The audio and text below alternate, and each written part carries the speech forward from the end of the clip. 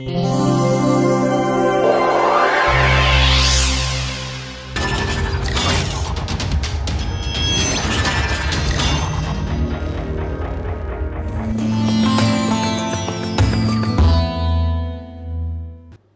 back. We are going to continue our discussion of sprays.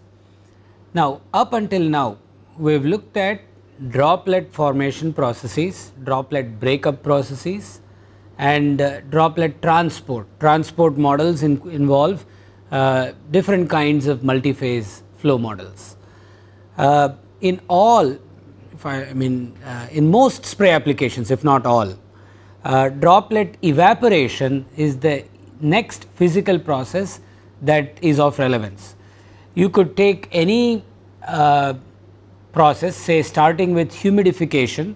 So, if I want to, let us say, humidify a certain space in where I am right now in Chennai, of course humidification is not a problem, but if you go to a very dry area, let us say sort of a very hilly mountainous region in winter, you would need to humidify a room, and the way that is typically done is you have a small spray in one corner of your room.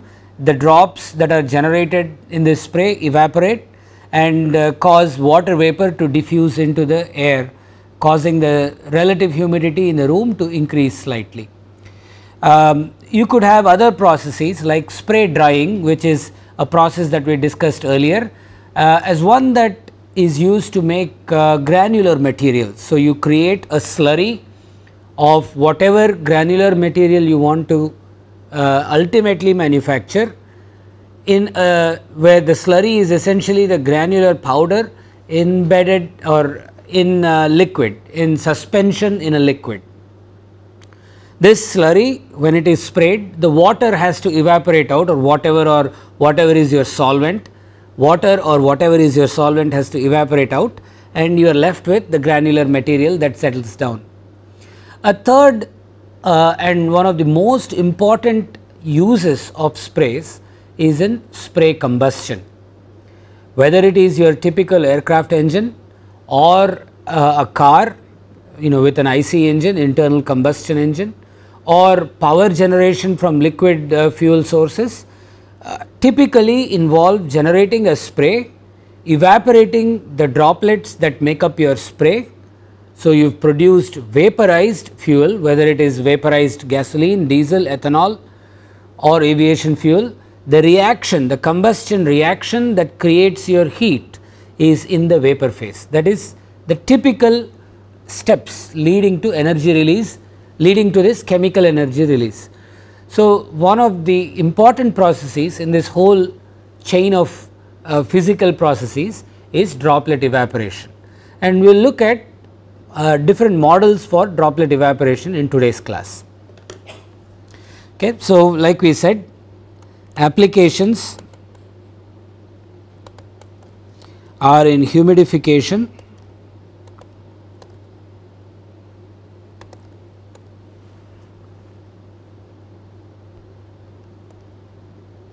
spray drying, and of course spray combustion, which is a big part of why we discuss evaporation. Okay. So, we are going to consider an idealized model of a drop to start with. We will take a drop that is in suspension, some drop of diameter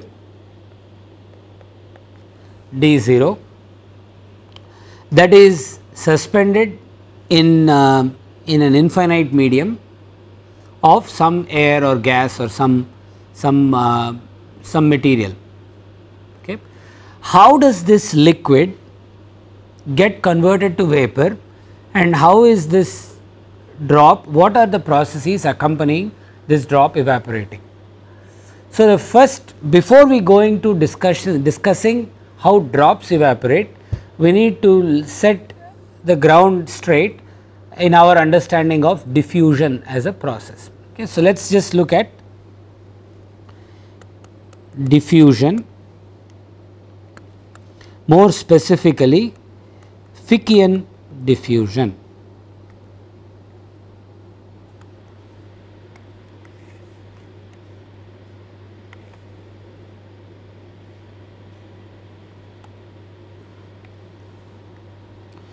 So, just to understand Fickian diffusion, I am going to take a little one dimensional simplified model, where let us say I have some species A and species B,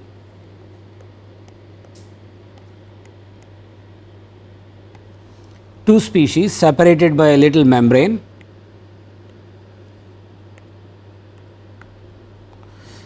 and at some time t equal to 0 this membrane is removed.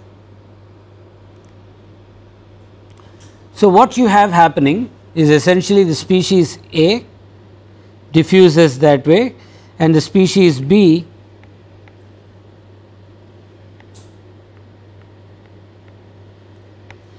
diffuses the other way.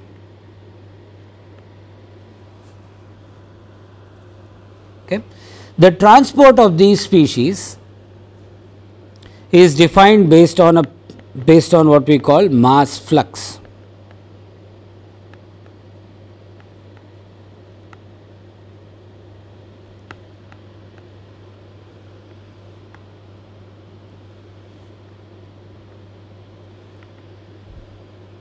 And this has units of kilogram per meter squared second. So, this is mass flow rate, which is kilogram per second per unit area. So, the two primes are basically, they denote per unit area, and we will define Y A as the mass fraction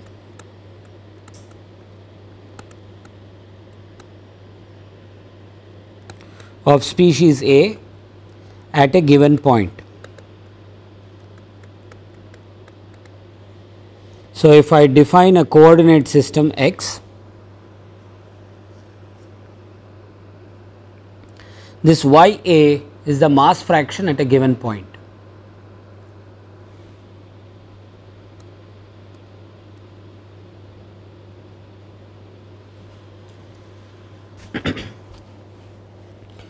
If I now write down at any given point x,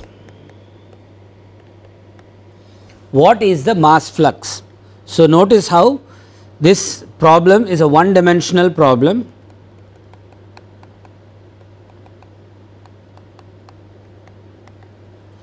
and if I ask the question what is the mass flux at a given point, there are two reasons why you would have mass flux. One, even if I had, one is just pure movement of the species. This is what we call advection or convection. Advection is actually a better word to describe movement of mass.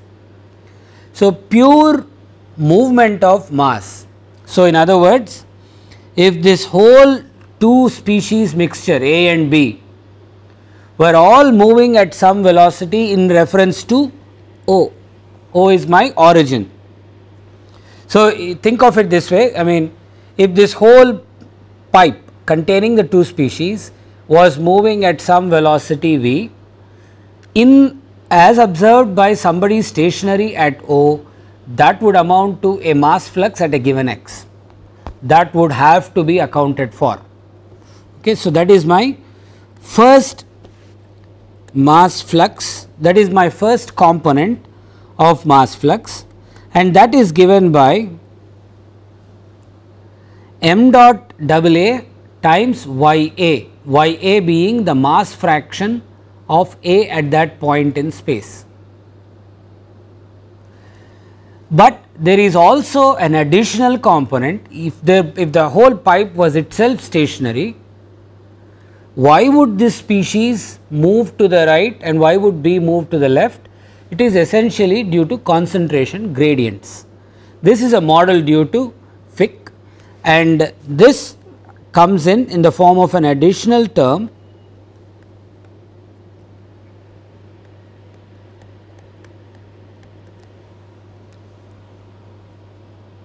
dya dx is the concentration gradient, it is actually the mass fraction gradient of the species A, DAB is called the binary diffusivity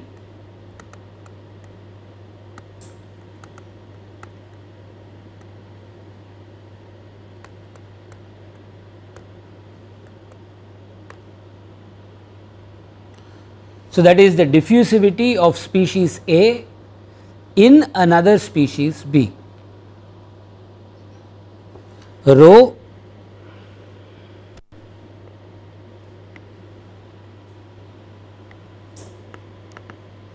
is the vapor density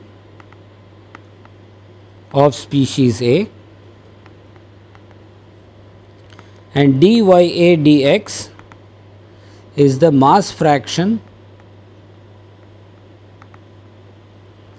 gradient.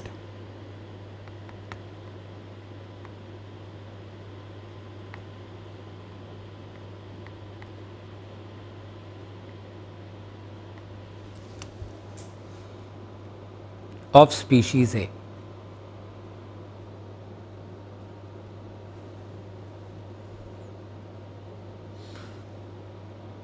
So, this part is now enough to tell me how a certain species is transported. So, I could either have advection, which is the first term on the right hand side, or I could have diffusion due to gradients in concentration, and the total mass transport is a sum of these two.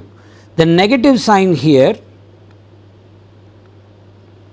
is only there to tell you that gradient diffusion happens against a gradient. So, diffusion of a species happens from a region of high concentration to a region of low concentration. So, if y a at x equal to 0 is higher than y a at some x plus at 0 plus delta x, the flux, that means the gradient is negative in the x direction, flux is positive in the x direction.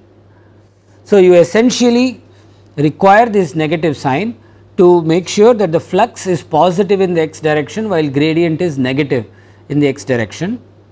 Another way of thinking about it is to ensure that your diffusivity is always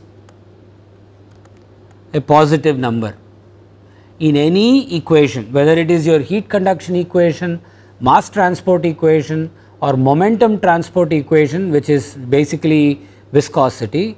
All these diffusivities can only be positive numbers, because you have already taken care of the fact that if the gradient is negative, flux is positive by putting this negative sign. Okay.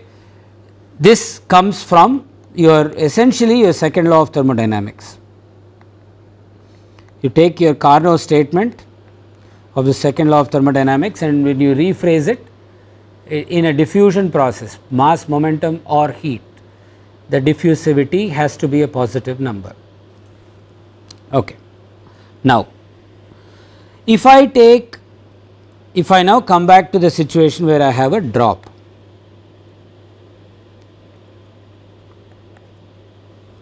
I will place my coordinate system here.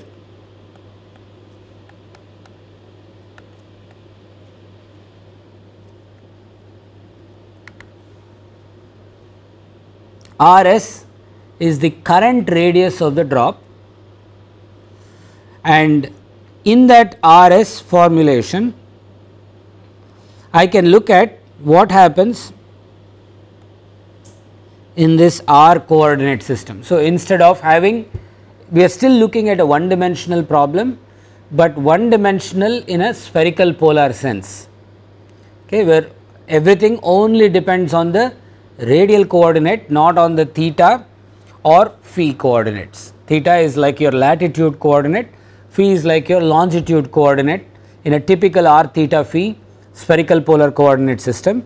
We have reduced that down to a one dimensional problem where everything, all quantities are only functions of r, your radial position from the origin O. So, in this formulation we are going to make certain assumptions. We will first understand what the assumptions are. The first assumption we are going to make is that the evaporation process itself is quasi steady. Quasi steady means that I do have, let us say, some evaporation of this species A,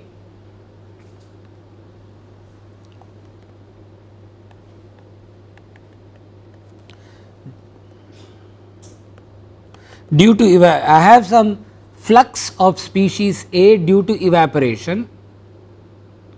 This flux divided by the vapor density is essentially like a vapor phase velocity,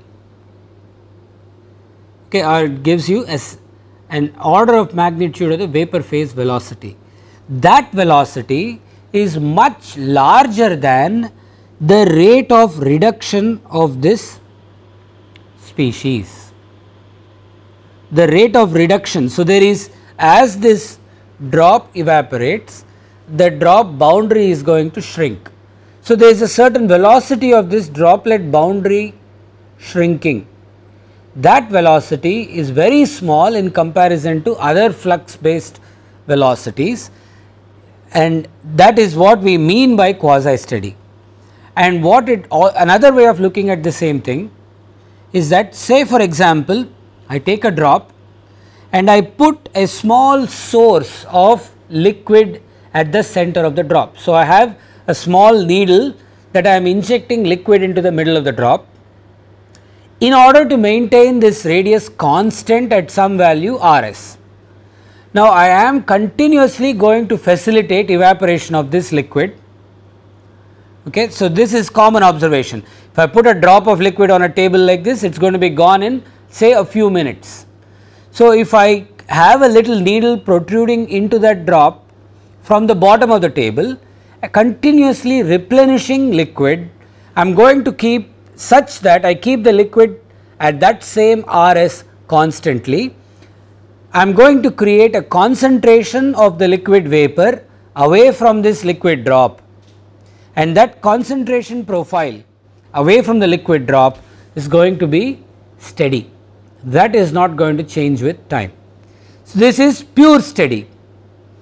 In the case of droplet evaporation model that we are going to do today, we are not going to remove that, we are not going to have a source of material in the center of the drop, but we say everything else happens as though there is a source of material, and that source of material is replenishing it. That is our meaning of quasi steady. So, it is like I have a source, so I assume everything else is steady, but based on that steady process we are going to remove mass from the liquid. Okay. Another assumption is that droplet temperature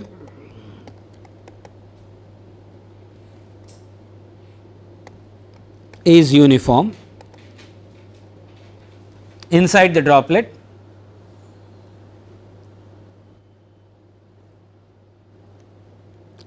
and a third part is the mass fraction at the surface. So, this is the vapor mass fraction at the surface,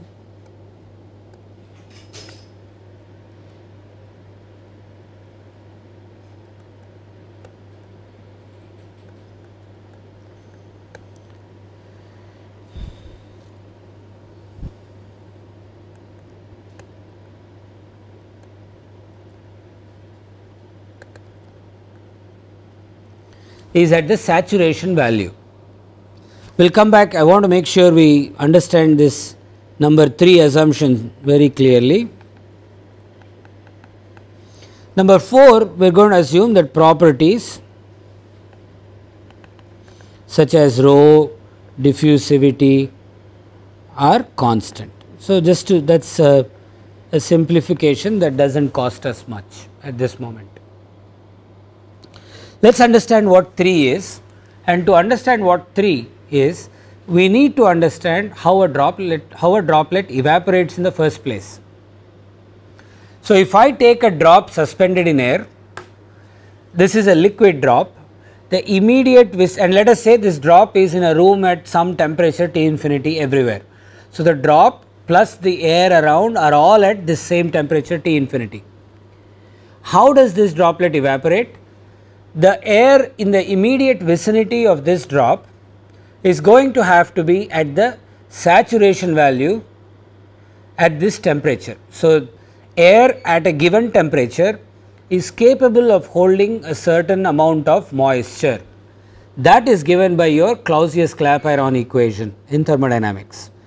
So, that value of mass fraction that air can sustain at this given temperature and pressure actually also is called the saturation mass fraction. So, the air in the immediate vicinity of this liquid drop will always be at the saturation mass fraction, will always hold saturation mass fraction amount of vapor.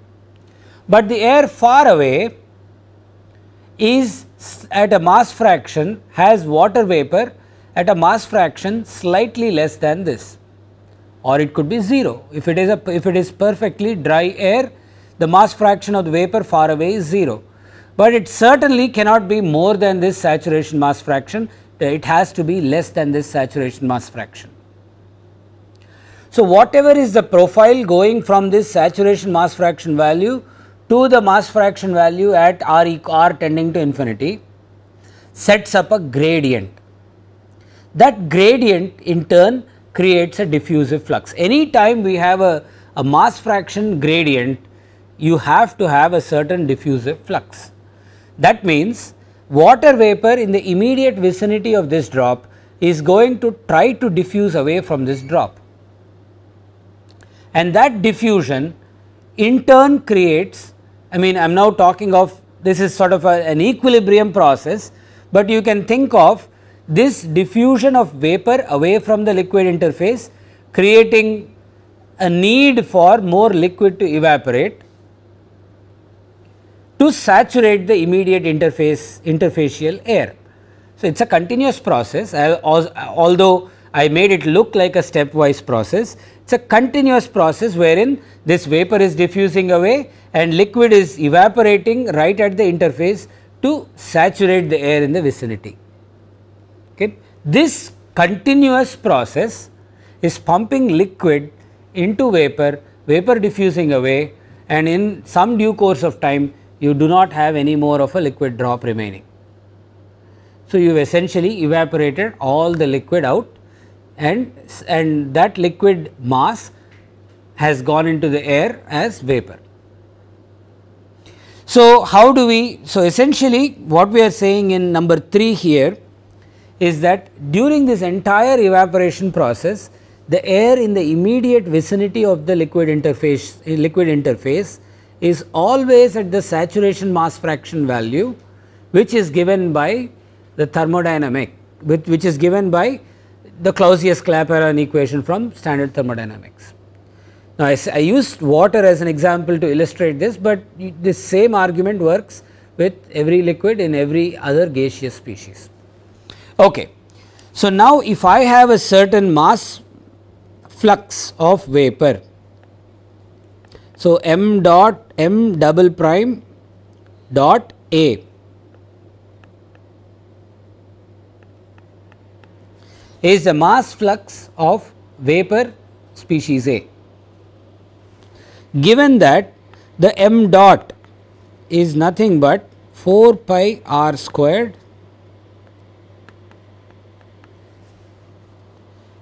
if I take any radius r, the actual m dot crossing that sphere of radius r is given by 4 pi r squared, the surface area of that sphere, times my m dot double prime A. So, this m dot double prime and this m dot is constant for all r. Okay, this is our meaning of steady process, that I have some liquid being replenished to the middle such that I have a constant mass flow rate of species A at all radial locations r.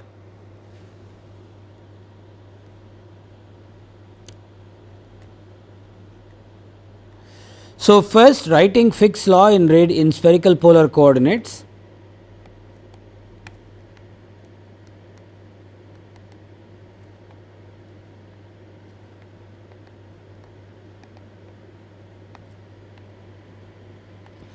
In one dimension, we will find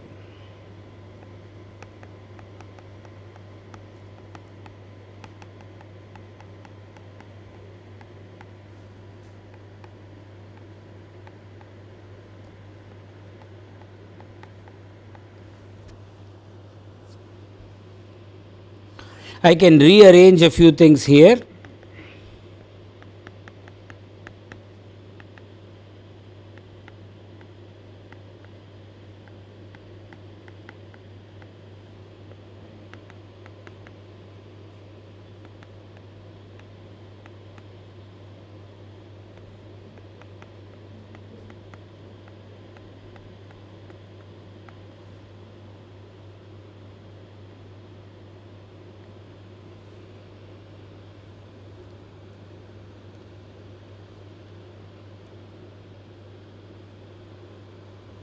So, for a given steady state concentration profile that I want to sustain, I can replenish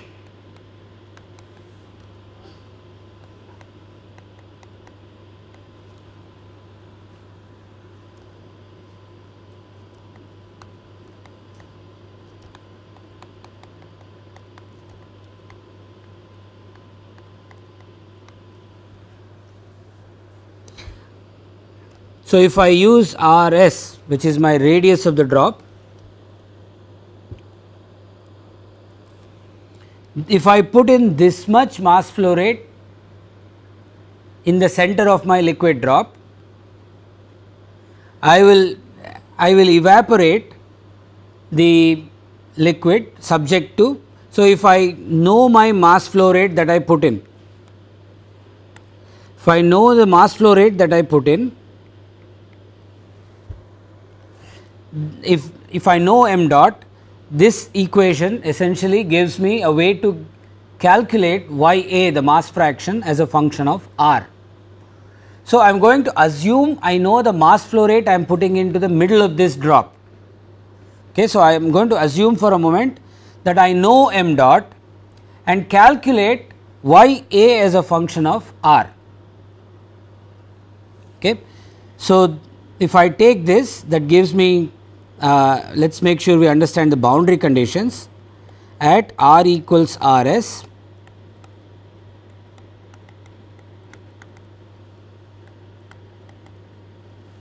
is the saturation mass fraction. So,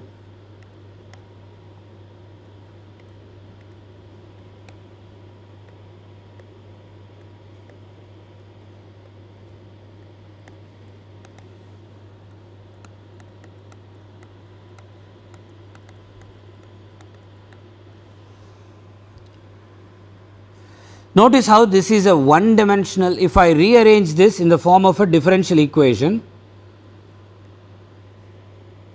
it will say dy a dr equals minus m dot into 1 minus y a by 4 pi r s squared rho d a b.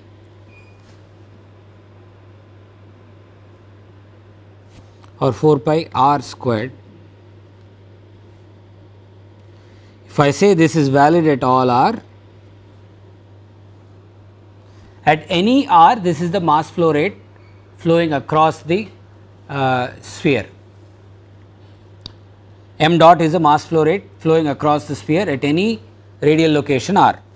So, if this is a first order ordinary differential equation, I only need one boundary condition, but I know I have two boundary conditions. I will choose the first one and we will see why the reason why we have this sort of additional boundary condition. We will see the reason for that in just a moment, but if I use just the first boundary condition and solve this ordinary differential equation, I can find y a as a function of r, and that comes out to be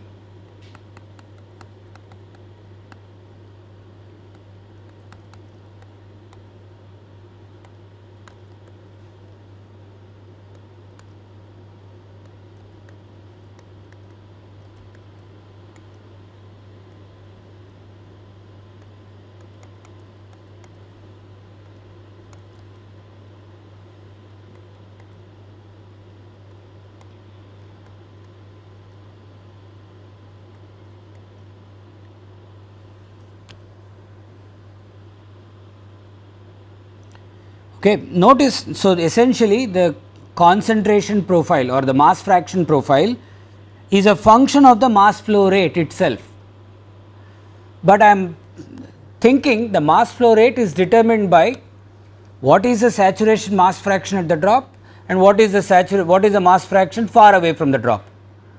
These are the only two parameters that have to determine the mass flow rate. I cannot determine the mass flow rate independent of those two. So, if I now use the second condition,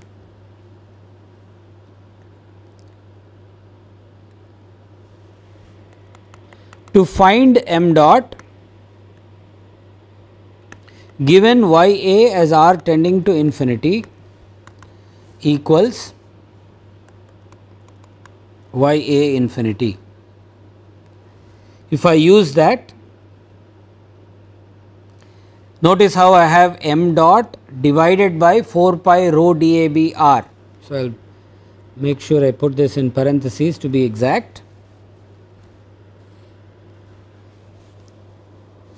So, this r goes to infinity, which means m dot divided by that whole thing goes to 0.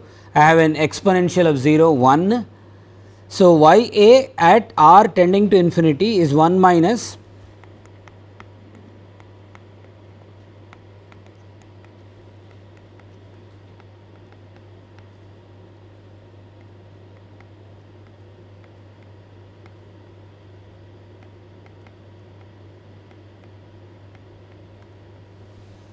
dAb Rs, and I know this is equal to y a infinity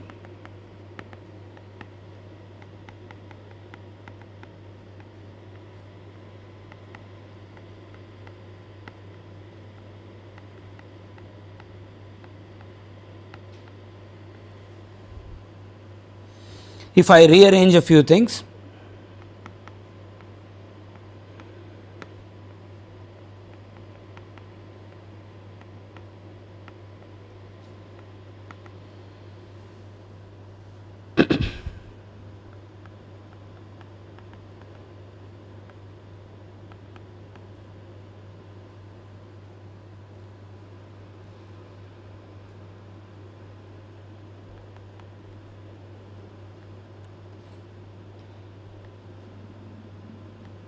All I have done is move the y a infinity to the right hand side and move the rest to the left hand side. From here I can write out m dot, sorry, this would be s on top and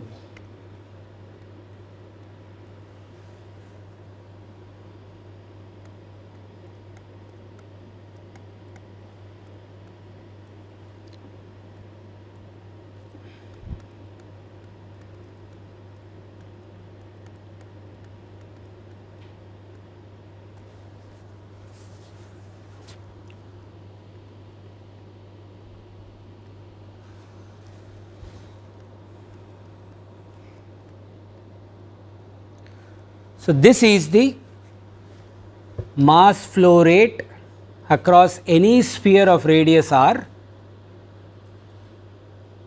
for a given y a infinity and y a s. Y a s is the mass fraction in the immediate vicinity of the drop, y a infinity is the mass fraction far away from the drop. Okay, we will just look at a couple of limiting cases. If y a infinity is equal to y a s, that is, if the air outside the drop is saturated with vapor, then you can see that that ratio comes to 1, log of 1 is 0. So, you have no mass flow rate. You can take another sort of an example. If y a infinity is actually greater than y a s, that is, I have a drop that is slightly cooler, because of which the mass flow rate, because of which the saturation mass fraction is less than what I have available outside, I am going to have condensation. Otherwise, this is in general a negative number, which means I have evaporation. If y a infinity is less than y a s, sorry, m dot being positive amounts to evaporation, m dot being negative amounts to condensation. So, as of now we really have no distinction, we have not made any distinction between evaporation and condensation as far as this process is concerned. So, this is the rate of mass loss from the drop for a given y a infinity and y a s. Now, if I take a drop, the drop itself is losing mass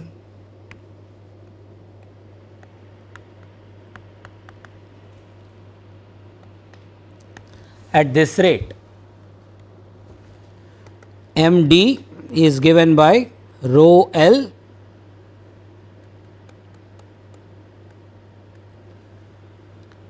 pi d cubed over 6.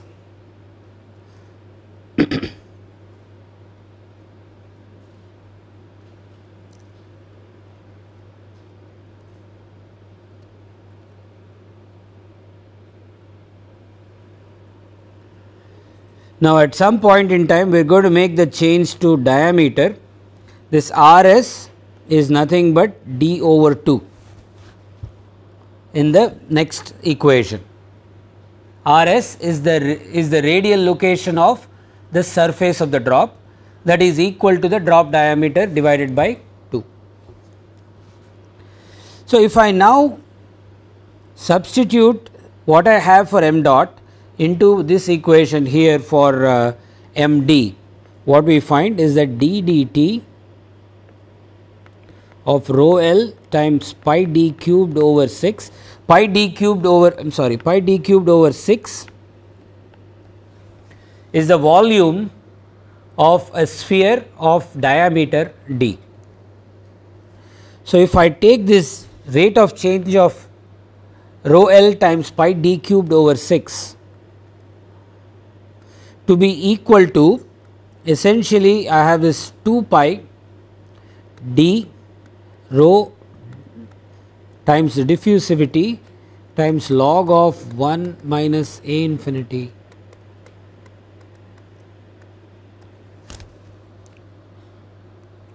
I want to integrate this in time. Okay. This d is diameter and the script d is our diffusivity. Let us be clear about that. So, in the term in this square parenthesis, we want to take the rate of change of the term in the square parenthesis with respect to time. The only part which is changing with respect to time is my d. Rho L is of course assumed to be constant. So, if I invoke that, I will find rho L times pi over 6 times 3 d squared times d dt equals minus 2 pi d rho dAB.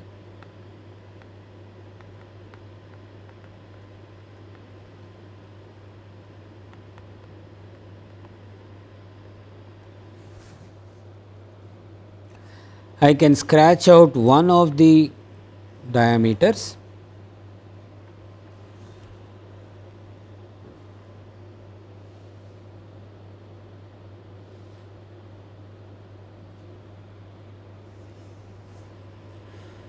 And when I do this simplification, what I will find is this equation, that d squared dt, this d dd can be written as half of dd squared, and I have 1/2 coming from here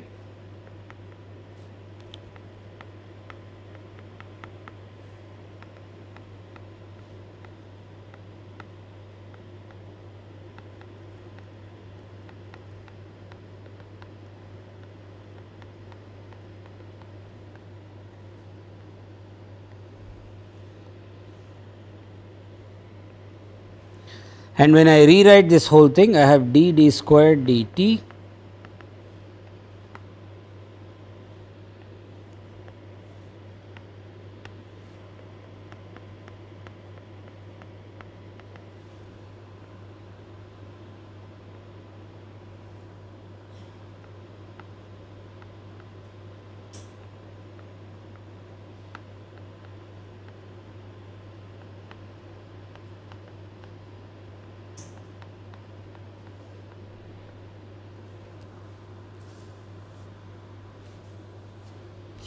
it is customary to define a term called By, or the transfer number, given by By equals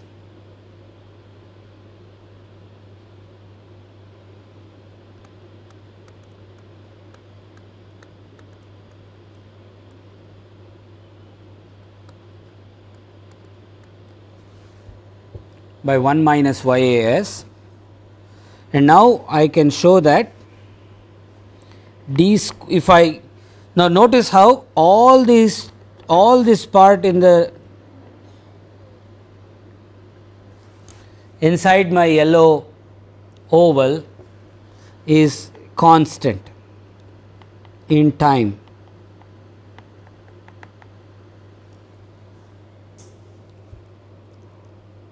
Okay. So, what this is telling me first of all is that d squared varies linearly with time.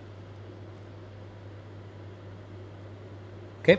So, if I now complete this process, I can write this as some d0 squared minus kt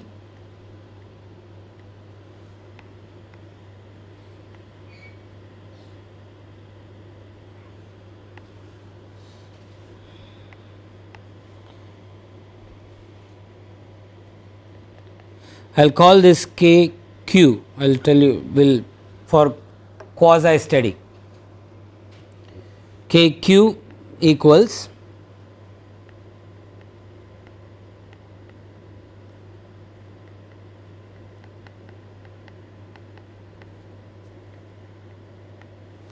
you can easily show that with this definition of By, what is inside the argument for the natural logarithm is nothing but 1 plus By. So, when the saturation humidity and the humidity at infinity are equal, saturation mass fractions and the vapor mass fraction far away are equal, your transfer number is 0. Okay, that is like saying I do not want any mass transfer to happen. Okay, and this kq is given by this equation, and d0 is the initial drop diameter.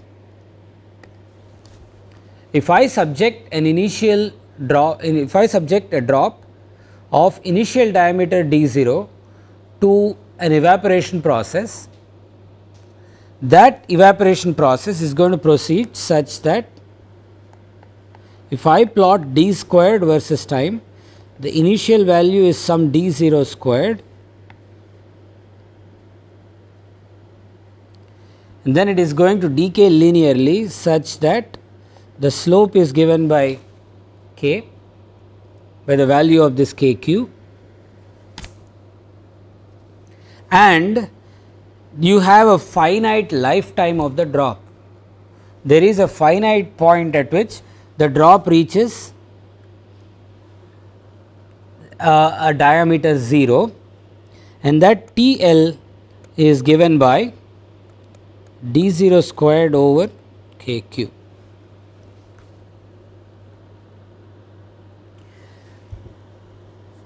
Okay, as simplified an analytical procedure as what we followed to get to this kind of an equation, it has been verified empirically in many different instances that this TL, the lifetime of a drop, is very reasonably predicted, very accurately predicted as a matter of fact in many different liquids and gaseous species. So, the assumption that we made that you have a quasi steady evaporation process is actually quite reasonable in even a realistic process where a drop may be moving slowly. Okay. So, let us go back to our initial assumptions and see which ones are like the worst culprits for a real spray. We are assuming quasi steady. That means inherently we are assuming that the droplet is stationary with the air around being stationary. There is no movement of the air itself, there is no convection of the air that is going to enhance this mass transfer process. So, if I take a liquid drop and have some flow of air around past this liquid, you are going to tend to evaporate the liquid faster. At the moment, this analysis does not account for that, but as far as quiescent single droplet evaporation is concerned, this is reasonable. But what has been found empirically also is that even if you have a superimposed air velocity, the phenomenology that the diameter squared decreases linearly with time seems to hold very well. Okay. So, diameter squared still decreases linearly with time,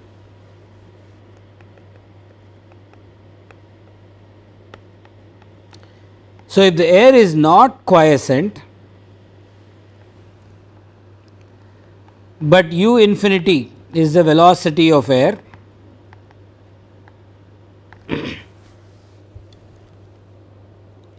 we can define a Reynolds number based on rho air u infinity d 0 divided by mu air.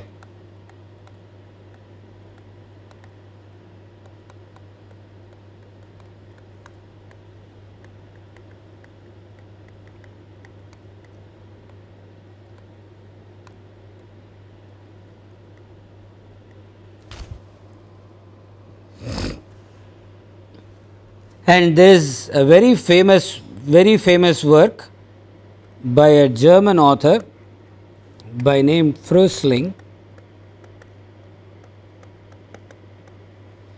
who developed this Frösling correlation that says that k in the presence of a u, so k in the presence of some advection past the drop divided by k quiescent is of the form 1 plus a times r e power n.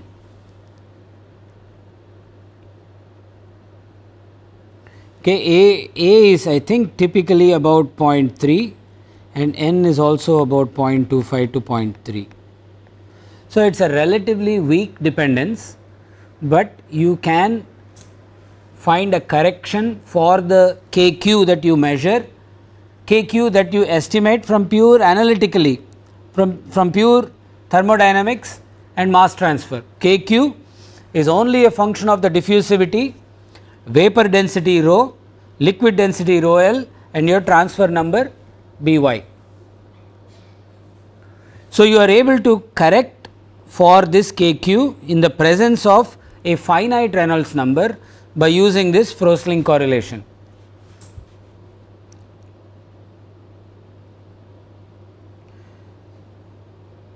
But your phenomenology that your d squared, the surface area of the drop, still decreases linearly with time is a very good has been empirically shown to be a reasonably accurate assumption.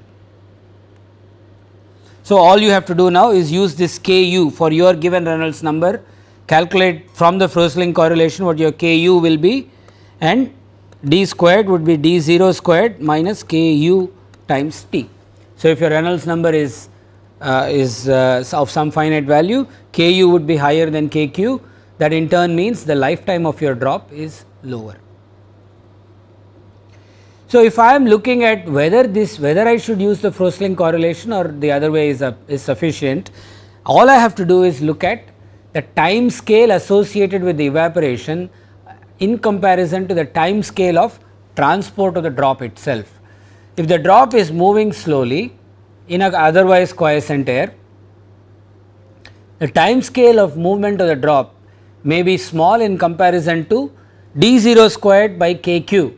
That means the drop is evaporating much faster than it is being transported. So, I can just ignore the Frösling part and use kq alone, but if I have some finite time scale of motion that is comparable to kq, comparable to TL that we showed for the lifetime of the drop, this has to be accounted for. Okay, we will stop here. We will continue our discussion of spray combustion in the next class.